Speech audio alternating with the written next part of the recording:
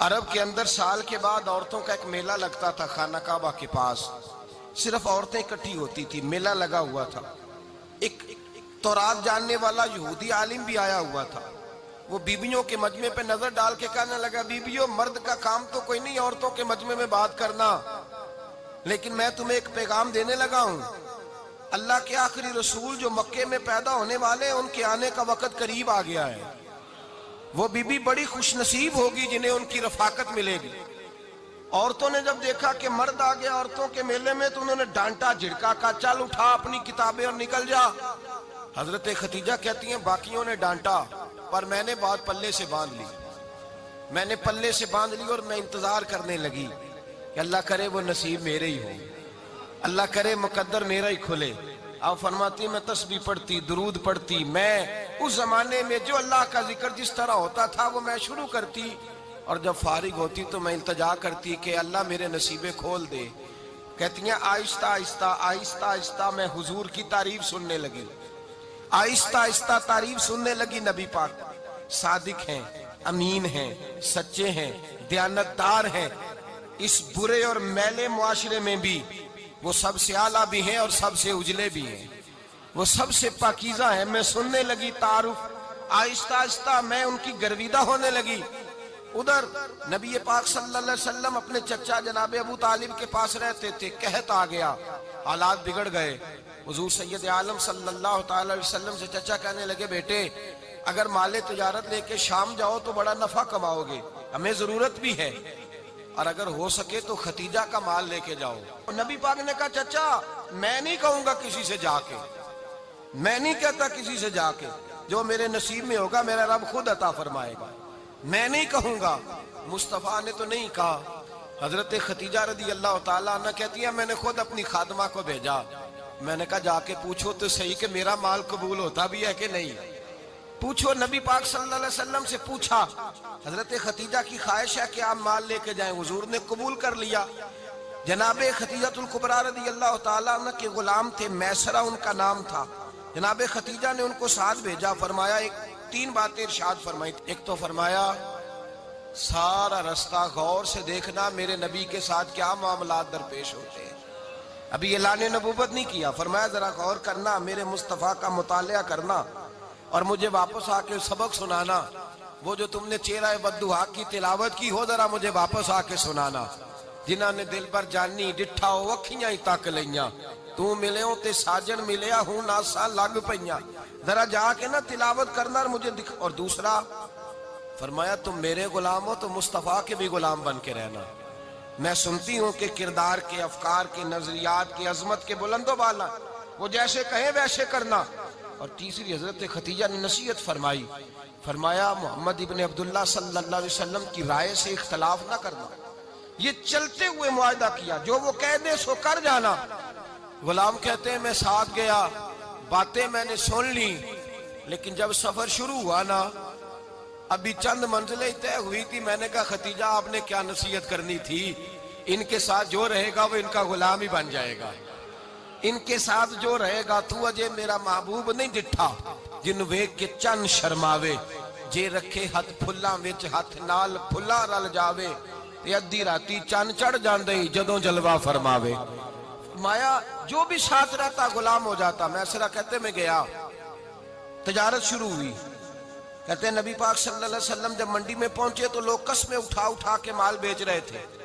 اللہ کے محبوب جب گئے نا تجارت کرنے تو ایک آدمی کہنے لگا چلو معاذ اللہ بتوں کے نام تھے لات و منات, کہنے لگا لات کی, عزا کی, منات کی قسم اٹھاؤ. تو نبی پاک فرمانے لگے ان کی قسم اٹھاؤں جن کا میں نام لینا بھی پسند نہیں کرتا. ابھی اعلان نبوت نہیں کیا. اور فرمایا ویسے بھی میں قسم دے کے مال نہیں بیچتا, خریدنا ہے تو خریدو, نہیں خریدنا تو نہ خریدو. کہتے ہیں لوگ قسمیں اٹھا اٹھا کے پیچھے جاتے تھے, پر میرے نبی جس سے رخ پھیرتے تھے وہ نبی پاک کے پیچھے ہو جاتا تھا. ماتے کئی گنا زیادہ نفع کمایا. ہم رستے میں تھے, حضور ایک درخت کے نیچے آرام کرنے لگے. ایک عیسائی راہب غار میں بیٹھا تھا, نکل کے آ گیا. مجھ سے کہنے لگا مجھے وہ جانتا تھا. میں سرا یہ کس کو ساتھ لائے, یہ کون ہے؟ میں نے کہا اہل قریش کے ایک معزز آدمی ہے. کہنے لگے یار جس درخت کے نیچے یہ لیٹے ہوئے ہیں یہاں عام آدمی نہیں لیٹ سکتا, یہاں وہی لیٹے گا جو اللہ کا سچا رسول ہوگا. یہاں دوسرا کو لیٹ ہی نہیں سکا. یہ رسول ہے, ان کا خیال رکھنا. کاش میں اس وقت تک زندہ رہوں جب یہ نبوت کا اعلان کریں. میسرہ کہتے ہیں میں غلام ہو گیا. نبی پاک صلی اللہ علیہ وسلم کی ادائیں مجھے بھانے لگیں. جب واپسی پہ نکلے تو گرمی بڑی شدید تھی. فرماتے ہیں جب دھوپ تیز ہوتی تو بادل کا سایہ آ کے حضور پہ سایہ کر دیتا. بادل کا ٹکڑا نبی پاک پہ. اللہ جانے کہاں بیٹھ کے لوگوں نے کتابیں پڑھی ہیں جو کہتے ہیں 40 سال کے بعد نبی بنے تھے. پتہ نہیں کہاں بیٹھ کے کتابیں پڑھی ہیں. ہم نے تو جو سیرت پڑھی ہے وہ بتاتی ہے کہ تیری حیات پاک کا ہر لمحہ پیغمبر لگے, ہر لمحہ پیغمبر لگے. یہاں تو وہ لوگ جو کئی سال پہلے 20 اور 25 سال پہلے حضور سید عالم صلی اللہ علیہ وسلم کی رفاقت میں رہے, وہ اعلان کر لوگ پتہ نہیں کہاں بیٹھ کے کتابیں پڑھتے ہیں, کہاں بیٹھ کے. میرے نبی پاک سے صحابہ نے پوچھا حضور آپ کب نبی تھے؟ فرمایا ابھی آدم کی مٹی گوندی جا رہی تھی, ابھی آدم کی مٹی گوندی جا رہی تھی, میں تب بھی اللہ کا رسول تھا. میرے بھائی نبی رحمت سید عالم صلی اللہ علیہ وسلم کے غلام حضرت ختیجہ کے غلام کہتے ہیں واپس آیا. اور پہلے بھی کئی دفعہ حضرت ختیجہ کا مال گیا تھا, بڑے نفع آئے تھے, پر جو نفع اس سال آیا وہ پہلے کبھی نہیں آیا تھا. کہتے ہیں مجھ سے حضرت ختیجہ کی سہیلی بھی بیٹھی تھی, میں بھی آ گیا. اور جناب ختیجہ کی سہیلی کہنے لگی چل مال کے بارے میں کچھ بتا, کتنا بکا؟ میں نے کہا مال چھوڑو, مصطفیٰ کی سنو. اور پھر کہتی چلو ٹھیک ہے, بادل سایہ کرتا تھا, چلو ٹھیک ہے. تم سے راہب نے پوچھا تھا, یہ صحیح ہے انہوں نے تیری سارے رستے بڑی خدمت کی, تیرا بڑا خیال رکھا, پر یہ بھی بتا تجارت کیسے ہوئی؟ تو میسرہ کہنے لگا زندگی میں نے بھی ساری گزار دی ہے, پر اس رسول کے ساتھ 4 دن ہی گزارے ہیں. حد ہو گئی مجھ سے, اور کچھ نہ پوچھو, اور کچھ نہ پوچھو. آ میرے دل آمنہ کے لال کی باتیں کریں, اور کچھ نہ پوچھو, بس ذکر ان کا چھیڑیے ہر بات پر, اور چھیڑنا شیطان کا عادت کیجئے. بس مجھے حضور کے تذکرے بیان کرنے ہیں, ذکر مصطفیٰ کرنا ہے. حضرت ختیجہ الکبریٰ بڑی متاثر ہوئی, کہتی ہیں مجھے درجنوں لوگوں نے پیغام نکاح دیا تھا, پر میں نے سنی نہیں تھی. میں نے نفیسہ کے ہاتھ پیغام بھیجا. میں نے کہا میری عمر 40 سال ہے, ان کی 25 سال ہے, اور میرا احوال اور طرح کا ہے. وہ شہنشاہ ہے, جا کے پوچھو تو صحیح, بھلا میں قبول ہوتی ہوں؟ پوچھو. نفیسہ کہتی ہیں میں آئی تو وہ خاتون جن کے لیے لوگ بڑے بڑے قریش پیغام دیتے تھے, پیغام لے کے آئی. تو رسول پاک نے عجیب رنگ بیان کیا اپنی سیرت کا. جب میں پہنچی میں نے کہا ختیجہ نکاح کرنا چاہتی ہیں؟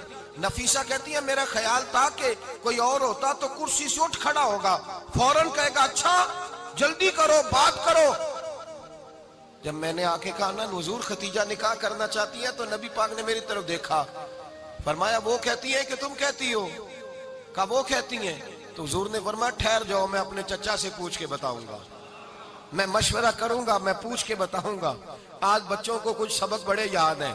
کہتے ہیں پسند کی شادی کرنا حضرت صاحب ناجائز ہے, پسند کی شادی کرنا کوئی ناجائز ہے؟ اور میں نے کہا بھائی صرف ایک ہی جائز چیز رہ گئی, اور کوئی شے جائز نہیں. یہ ایک ہی جائز چیز ہے جس کا فتویٰ سارے نوجوان پوچھتے پھرتے ہیں, سارے رانجے بنے پھرتے ہیں, مجنوں بنے پھرتے ہیں, سارے مئیوال ہو گئے. اللہ پاک کو ہدایت کی توفیق عطا فرمائے. سارے اس بری لت کا شکار ہو گئے.